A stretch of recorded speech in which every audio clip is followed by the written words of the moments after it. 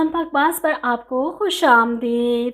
दाव ड्रामे के टीजर तो 2 दिन आगे चल रहे हैं। किस 2 दिन बाद आती है और टीजर 2 दिन पहले ही दिखा दिया जाता है। जैसे परसों के टीजर में था जब निशा को स्विमिंग पूल में से आबदा बेगम निकाल रही थी, और आज की किस्त में ये सीन आया, और अभी अगली किस्त में वो सीन आना बाकी है जब आबदा बेगम निशा की डेड बॉडी के लिए डॉक्टर से बहस कर रही थी। बहरहाल आलियान के दोस्त ने सख्ती से मना कर दिया कि निशा की डेड बॉडी यहीं पर हॉस्पिटल में रहेगी जब तक इसका भाई नहीं आ जाता। आबदा बेगम फ़ौरन घर जाती हैं। सबसे पहले अपनी दोस्त अलमास को फ़ोन करके ये खबर सुनाती हैं, जिसे सुनकर अलमास के पैरों तले से ज़मीन निकल जाती है। अपने ऑफिस में खड़ी वो हैरान परेशान आबदा बेगम से कहती हैं, मेरा तुमसे या तुम्हारे उस मामले से कोई लेना देना नहीं। मुझे नहीं पता तुम्हारे घर में क्या होता रहा। मुझे दूर रखो अपने घर के मामलात से। जिस पर आबदा बेगम कहती हैं, तुमने मुझे मना किया था कि मैं निशा को बाहर ना जाने दूँ। तुम्हारे मशवरे पर ही मैंने उसे रोका, क्योंकि तुम्हारा बिजनेस ठप हो जाता। अलमास बेगम तो आबदा को पहचानने से इनकार कर देती हैं, इसका फ़ोन नंबर ब्लॉक कर देती हैं। इन्होंने तो कभी सोचा ही नहीं था कि हालात ऐसे हो जाएंगे। वो पॉलर छोड़कर फ़ौरन घर पहुंच जाती हैं। अब यहाँ पर अंबर, जिसे अपनी नेहा भाभी से नफ़रत हो रही थी क्योंकि इन्हें इसका राज जो पता चल गया था कि वो किसी लड़के के साथ घूमती फिरती है, अब अंबर ने तो दुश्मनी की इंतहा कर दी। अच्छी खासी नेहा इस घर से जाने वाली थी, सुंबुल ने सारा मामला ख़राब कर दिया। इस बात पर वो सुंबुल से काफ़ी ज़्यादा नाराज़ है। ऐसे में अलमास बेगम जो पॉलर छोड़कर घर आ चुकी थी और ये सोच सोच कर परेशान थी कि इस निशा वाले मामले में से खुद को कैसे बाहर निकालें। ऐसे में माँ की परेशानी देखकर सुंबुल सवाल करती है, क्या बात है मम्मा, आप बहुत परेशान लग रही हैं। और इस परेशानी को अंबर सुंबुल और भाभी वाले मामले के साथ जोड़ देती है। जो खेल तुमने भाभी को बचाने के लिए खेल रही हो ना, इसकी वजह से मम्मा परेशान है। अंबर की बात सुनकर सुंबुल को गुस्सा आता है। अंबर, गलत बात मत करो। और यहाँ अंबर तो सीख पा हो जाती है, अपनी माँ के सामने ही चिल्लाती है, गलत बात तुम मत करो। मॉम देख रही है किस तरह आंखें निकाल कर बातें करना शुरू कर हो गई है।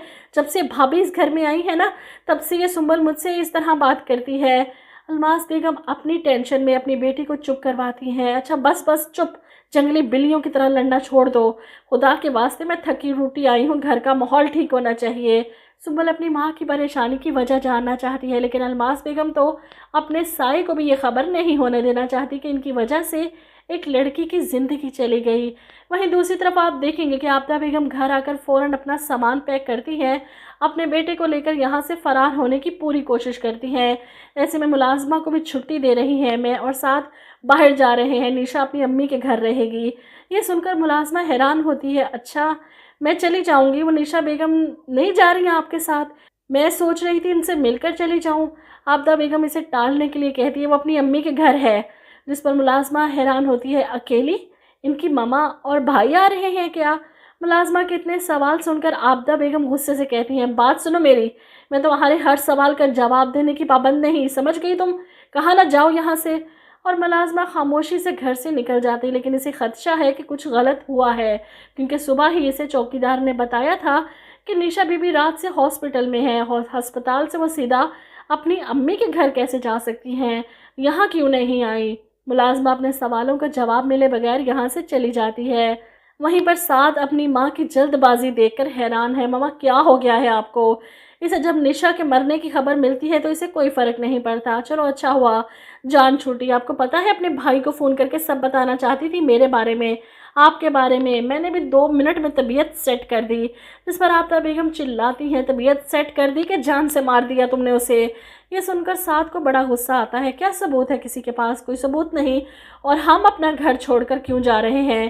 जिस पर आबदा बेगम कहती है, मुझे जो समझ में आया ना मैंने किया, मुझसे ज़्यादा बहस मत करो इस वक्त, समझ गए? माँ की परेशानी देखकर साद को भी गुस्सा आ जाता है, आप डरती क्यों हैं इतना? कौन सा मैंने निशा को गोली से मारा है या इसका गला घोट कर मारा है मैंने इसे? आ रहा है ना इसका भाई, 2 टोक बात करिएगा, ज़्यादा बकवास करना शुरू करे तो गार्ड्स को बुलाकर धक्के देकर घर से बाहर गालिएगा इसे। जवाब में आबदा बेगम इसके सामने हाथ जोड़ देती हैं, साथ खुदा के वास्ते मेरे पास बिल्कुल भी वक्त नहीं तुम्हें समझाने का, चुप कर जाओ। वो मामले की नज़ाकत को नहीं समझ रहा, लेकिन आबदा बेगम को अच्छे से अंदाज़ा है कि आलियान इन्हें नहीं छोड़ेगा। ایسے میں سعد سوال کرتا ہے لیکن ہم یہ گھر چھوڑ کر کیوں جا رہے ہیں، اس گھر کا کیا ہوگا؟ جواب میں عابدہ بیگم کہتی ہے بھاڑ میں گیا یہ گھر، میں نے گارڈ سے بات کر لی، اب اپنی فیملی کو لے آئے گا یہاں پر۔ دوسری طرف آپ دیکھیں گے کہ نیہا جو اپنی ماں کی طرف جا چکی ہے، عاصم پریشان ہے اس کی وجہ سے، اسے لینے بھی گیا لیکن نیہا نے تو صاف انکار کر دیا ساتھ آنے سے۔ وہ منہ لٹکائے گھر واپس آتا ہے تو سنبل سوال کرتی ہے ساتھ نہیں لائے انہیں، جس پر عاصم جواب دیتا ہے منع کر دیا اس کو نہیں آنا واپس۔ وہ سنبل سے سوال کرتا ہے تم مجھے بتاؤ کہ وہ لڑکا کون ہے؟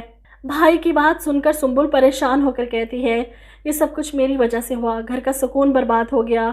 بھائی میں چلتی ہوں آپ کے ساتھ، بھابھی کو مناتے ہیں جا کر۔ ایسے میں یہ دونوں گاڑی میں جا رہے ہیں جب سگنل پر گاڑی رکتی ہے اور موٹر بائیک پر وہی لڑکا بالکل گاڑی کے برابر آ کر رکتا ہے۔ یہ دیکھ کر سنبل شاید اپنے بھائی کو بتائے کہ یہی وہ لڑکا ہے اور اس لڑکے سے ساری بات جاننے کے بعد عاصم مزید گلٹ میں آ جائے۔ ایسے میں گھر واپس آتا ہے تو عنبر اپنے بھائی کو بھابھی کے خلاف بھڑکانے کی پوری کوشش کرتی ہے۔ بھائی سنبل نے بھابھی کے لیے جو کچھ بھی کہا نا وہ ان کی محبت میں کہا، ان کو بچانے کے لیے کہا، میں جانتی ہوں سنبل جھوٹ بول رہی ہے۔ عاصم اپنی اس بہن کو دیکھ کر افسوس کرتا ہے، ایک جو اس کا گھر بچانے کے لیے سر دھڑ کی بازی لگا رہی ہے اور دوسری کوشش کر رہی ہے کسی طرح سب برباد ہو جائے۔ وہیں دوسری طرف آپ دیکھیں گے کہ علیان بالآخر پاکستان آ جاتا ہے۔ نشا کی موت نے اسے گہرا صدمہ دیا ہے۔